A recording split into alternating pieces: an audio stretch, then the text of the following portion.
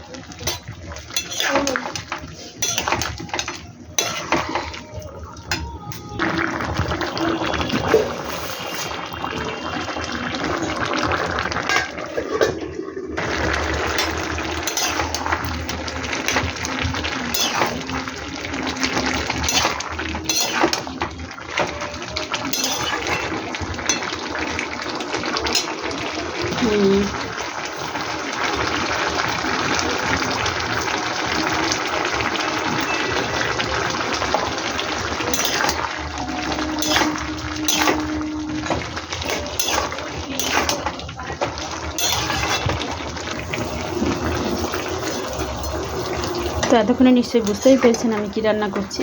লাউ দিয়ে চিংড়ি, কিন্তু লাউয়ের কাঠটা একটু আলাদা করে নিয়েছি, ডুমো ডুমো করে প্রেসারে সিটি করে নিয়েছি।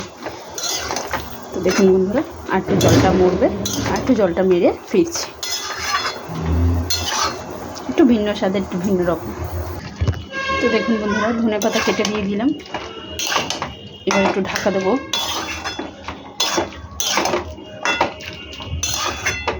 পরে ফিরছি।